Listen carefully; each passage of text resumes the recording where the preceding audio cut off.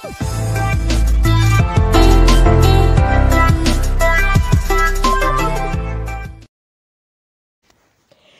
वालेकुम, कैसे हैं सब। उम्मीद है सब फिट होंगे। हम भी बिल्कुल खैरियत से हैं। आज का व्लॉग है हमारा थोड़ा सा डिफरेंट, थोड़ा सा एम्ब्रॉयडरी और थोड़ा सा कुछ क्रिएटिविटी।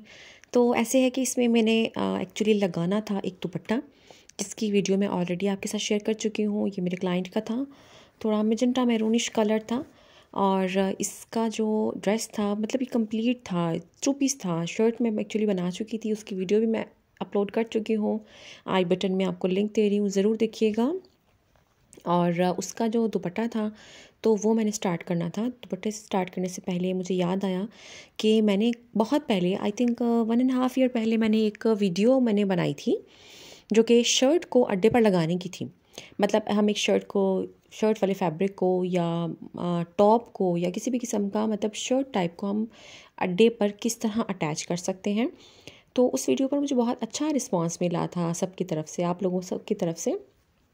तो मैंने सोचा उस वीडियो को देखते हुए मैं एक दुपट्टे की वीडियो भी लगाती हूँ कि एक दुपट्टे को हम किस तरह से नॉर्मल अड्डे में किस तरह से अटैच कर सकते हैं। ये वाला जो अड्डा आपको नज़र आ रहा है ये है शर्ट वाला अड्डा, और इस पर जो मैं थ्रेड यूज़ कर रही हूँ ये वाला थ्रेड होता है रज़ाई में धागे डालने वाला, ठीक है। और इस पर जो बड़ी सुई यूज़ कर रही हूँ वो भी सुई वही वाली होती है, रज़ाई में धागे डालने वाली बड़ी सुई होती है, मोटी सुई होती है। तो अच्छा, ये जो दुपट्टे का जो अड्डा होता है ना वो एक अलग से अड्डा होता है। वो उसकी लेंथ शायद आप में से बहुत सारे लोगों ने देखा होगा, उसकी जो लेंथ होती है वो ऑलमोस्ट इतनी होती है कि एक दुपट्टे की लेंथ को कवर कर लेता है वो। तो मेरे पास एक्चुअली वो नहीं था। मेरे पास 2 अड्डे हैं, एक इस तरह लेग्स वाला अड्डा है जो मैं यूज़ करती हूँ, मोस्टली वीडियोज़ में आपने देखा होगा, और एक ये सिंपल बगैर लेग वाला अड्डा था मेरे पास। लेकिन मेरे पास दुपट्टे वाला नहीं था, तो मैंने सोचा कि चलो अपने व्यूअर्स के साथ शेयर करती हूँ कि मैं एक नॉर्मल अड्डे में आप लोग अगर लगाना चाहें तो दुपट्टे को आप किस तरीके से अटैच कर सकते हैं। तो सबसे पहले जो मैंने किया था वो ये था कि इस दुपट्टे को चारों तरफ से मैंने फ़ोल्ड कर लिया था। अगर मैं कोई शर्ट वगैरह अड्डे पर लगा रही होती हूँ तो उसमें भी मेरा प्रोसेस यही होता है, स्लीव्स हो, शर्ट हो, कोई भी कपड़ा हो ना, उसको हम सबसे पहले उसकी चारों साइड्स फ़ोल्ड कर देते हैं ताकि वो सिक्योर हो जाए। अड्डे में एक्चुअली होता ऐसे है कि हमें थोड़ा सा कपड़े को टाइट रखना पड़ता है, उसको थोड़ा खींचना पड़ता है। तो अल्हम्दुलिल्लाह कभी भी ऐसा नहीं हुआ कि कपड़ा फटे। इवन नेट भी लगाते हैं, नेट से बारीक नाजुक कपड़ा जो शिफॉन होता है या प्योर वगैरह होता है वो भी लगाते हैं अड्डे में, तो वो बड़ा मतलब सेफली लग जाता है। क्योंकि मसला सिर्फ वजह यही होती है कि उसके चारों तरफ से हमने उसको फ़ोल्ड किया होता है, तो वो कपड़ा जो है चारों तरफ से उसकी सिलाई आ जाती है, वो कपड़े को फटने नहीं देती और इसको सिक्योर रखती है। उसको फोल्ड करने के बाद उसके बाद मैंने इसको अटैच किया था एक साइड में, जो इसका मोटी सी एक रस्सी होती है या एक बहुत मोटा सा धागा होता है मज़बूत सा, तो उसके साथ मैंने इसको एक एक सिलाई लगाकर अड्डे के साथ सबसे पहले दुपट्टे को मैंने अटैच किया था दोनों साइड से। वीडियो चलती रहेगी, आप लोग देखते जाइएगा। बहुत इजी सा प्रोसेस होता है ये, बहुत इजीली आप लोग एक शर्ट वाले अड्डे में आप दुपट्टे को अटैच कर सकते हो। क्योंकि दुपट्टे वाला अड्डा मोस्टली मैंने उन लोगों के पास देखा है बुटीक्स वगैरह का, जिनका होता है बहुत ज़्यादा वर्क होता है। मेरा एक्चुअली एक बहुत मतलब दरमियाने से उस पर मैं कर रही हूँ काम। इंशाल्लाह अल्लाह पाक इसको तरक्की दे। मज़ीद मेरा काम जब बढ़ेगा तो मैं सोच रही थी मैं दुपट्टे वाला अड्डा ज़रूर लूँगी। क्योंकि नॉर्मल अड्डे में होता है कि हमें बार बार उसको जैसे ही हम उसको साइड उसकी चेंज करते हैं, बेशक हम कुछ बॉर्डर बना रहे हों या माथा पट्टी बना रहे हों या दुपट्टे में स्प्रे करना हो, हम लोगों ने छन टाइप कुछ डालना हो, तो हमें उसको कंप्लीट करने के बाद एक साइड को अड्डे को फ़ोल्ड करना पड़ता है, ठीक है। तो फ़ोल्ड करने में ये होता है कि बहुत टाइम टेकिंग होता है, अड्डे को दोबारा से कसना पड़ता है, चारों तरफ से इसको सिक्योर करना पड़ता है। तो इसलिए अगर वो दुपट्टे वाला बड़ा वाला अड्डा हो तो बहुत ही, ये तो मज़े की बात हो जाती है कि उसमें एक ही दफ़ा हम लगा देते हैं और इजीली वर्क उसमें हो जाएगा। अच्छा जी, तो इसके लिए मैं इस तरीके से फ़ोल्ड करती हूँ। देखें, इसको अच्छे से फ़ोल्ड करके हम लोगों ने सिर्फ उतना लेना है जितना हमारा हाथ इजीली अड्डे के मिड तक पहुंच सके, मिड तक हम लोग वर्क कर सकें, सिर्फ हमने इतना लेना होता है, इसको इतना रखना होता है। और आई थिंक ये 4 फोल्ड्स होती हैं। अब इसके बाद एक फ़ोल्ड मैंने सपोज़ ओपन कर लिया, मैंने इसकी 4 हिस्सों में ये डिवाइड हो जाता है।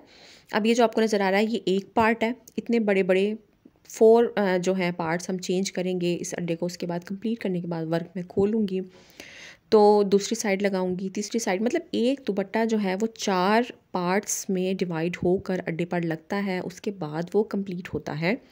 तो अड्डे पर लगाने में बहुत हमारा टाइम कंज्यूम होता है, और दुपट्टे वाला अगर अड्डा ना हो, शर्ट वाला अड्डा हो, तो उसमें समझेंगे टाइम हमारा वेस्ट होता है।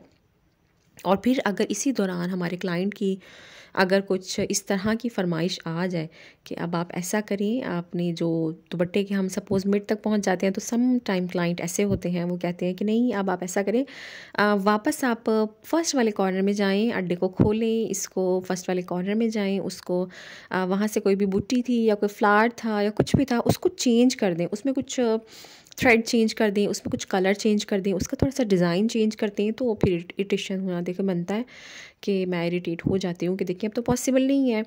और अड्डा लगाना, अड्डे को कसना एक बहुत ही टाइम टेकिंग होता है। तो इसको जो प्रोसेस होता है वो उसका थोड़ा सा डिफ़िकल्ट भी होता है, अच्छा खासा टाइम टेकिंग होता है, इसलिए मैं इरिटेट हो जाती हूँ सम टाइम कि देखिए मेरा ऐसे होता है ना कि जैसे जैसे मैं वर्क कंप्लीट करती जाती हूँ, सबसे पहले तो मैं एक सैम्पल बनाकर अपने क्लाइंट को सेंड करती हूँ, जो कुछ इस टाइप के होते हैं कि हमने जो पिक्चर सेंड की है सेम टू सेम वैसा ही होना चाहिए, same colour combination, same pattern, same flowers. तो जो थोड़े से इस तरह के होते हैं तो उन्हें फिर साथ साथ कनेक्ट रखना पड़ता है। मैं व्हाट्सएप के थ्रू उन्हें से पिक्चर सेंड करती रहती हूँ, वो मुझे बताती हैं कि ठीक है अब इसमें आप ये वाला कलर यूज़ कर लें, या इस पैटल को आप इस तरीके से बना लें, या ये वाला कॉम्बिनेशन यूज़ कर लें। तो उसमें फिर मुझे होता है कि भाई मैं जब आपसे पहले जब पूछ रही थी, जब मैं आपको दिखा रही थी एक चीज़, तो आपने उस वक्त नहीं बताया। अब जब मैं कि 2-3 दिन आगे आ चुकी हूँ उस काम को छोड़कर पीछे कंप्लीट करके, तो फिर अब आप मुझे अब बता रहे हो। लेकिन चलें, हर तरह के लोगों से वास्ता पड़ता है इस काम में, तो इतने पेशेंस जो है हम में होने चाहिए, और अल्हम्दुलिल्लाह है भी मुझ में कि हो जाता है हैंडल ना इजीली। अच्छा जी, तो अड्डा अटैच होने के बाद कुछ इस तरह के लुक्स दे रहा था, और इस पर मैंने जो बुट्टी बनाई थी वो आपने अगर शर्ट वाली इसकी वीडियो देखी है तो आपको आइडिया होगा कि मैंने स्लीव पर जो बुट्टी बनाई थी ना, सेम वही बुट्टी मैंने दुपट्टे पर रखी थी। अच्छा, इसमें मेरे साथ एक छोटा सा वो हुआ था कि मिस्टेक मुझसे हुई थी एक्चुअली, कि मैं कोई भी वर्क जब कंप्लीट कर लेती हूँ ना, तो उसकी फ़ाइनल वीडियो मैं ज़रूर बनाती हूँ, और बनता भी है, ज़ाहिरी बात है, जो हम वर्क को हम लेकर चल रहे हैं अपने व्यूअर्स के साथ, तो उनको फ़ाइनल दिखाना होता है लुक्स की, ये चीज़ जो है बनने के बाद लास्ट में किस तरह की लुक्स दे रही थी, ये किस तरह का लग रहा था ये वर्क ना। तो अड्डे इसमें दुपट्टा जब जैसे ही मैं पता नहीं जल्दी में थी, या वर्क बर्डन बहुत ज़्यादा था, या मुझे जल्दी देना था, मुझे नहीं याद क्या इशू था, क्योंकि इस वीडियो को बने हुए बहुत दिन हो चुके हैं, इसको जस्ट मुझे एडिट करना था, वरना इस व्लॉग को मैं बना के बहुत दिन पहले रख चुकी थी। तो मैं भूल चुकी हूँ कि मुझे क्या इशू था, लेकिन बहरहाल मैं इसकी फ़ाइनल वीडियो बनाना बिल्कुल भूल गई थी दुपट्टे की, मेरे बिल्कुल माइंड से स्किप हो गया था कि मुझे इसकी फ़ाइनल वीडियो भी बनानी है और उसमें पिक्स वगैरह भी लेनी है। थंबनेल बनाना होता है तो उसके लिए ज़ाहिर बात है फ़ाइनल जो है लुक्स की पिक्स होना बहुत ज़रूरी है, लेकिन बहरहाल वो मैं नहीं ले पाई थी। तो मैंने सोचा कि चलें लास्ट में, लेकिन मैं आपको दिखाऊंगी ज़रूर कि दुपट्टा लग बन कैसे रहा था ना, मतलब ये जो बना है ये काम लग कैसा रहा था। ये छोटे छोटे फ्लावर्स मैंने दुपट्टे में स्प्रे किए थे, जो कि बहुत खूबसूरत लग रहे थे, पर्ल्स के फ्लावर थे, इसी तरह पर्ल्स के ही टच था शर्ट के जाल में, और स्लीव पर जो थे सेम यही वाले फ्लावर थे।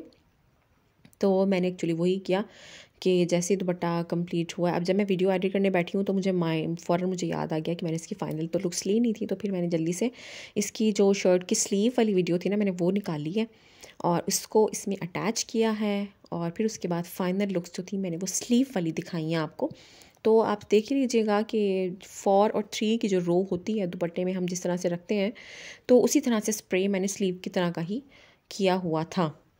स्लीव पर ये होता है कि छोटी होती है तो ज़ाहिर है थोड़ा मतलब हैवी लग रहा था और भरा हुआ लग रहा था, जबकि दुपट्टे में थोड़ा सा ज़्यादा दूर नहीं होता। छन आई थिंक 36 की रो होती है टोटल जो बनते हैं स्प्रे में, तो 36 होते हैं या 38 होते हैं, लेकिन बैल बनने के बाद बहुत खूबसूरत लग रहा था। कुछ इस तरीके की लुक्स आ रही थी जिस तरह के स्लीव में आपको नज़र आ रही है ना, इस तरीके की लुक्स आ रही थी 4 और 3 की रो में, बहुत खूबसूरत लग रहा था। और अगर वीडियो को पसंद आई हो तो लाइक शेयर ज़रूर कीजिएगा और चैनल सब्सक्राइब ज़रूर कीजिएगा। अल्लाह हाफ़िज़।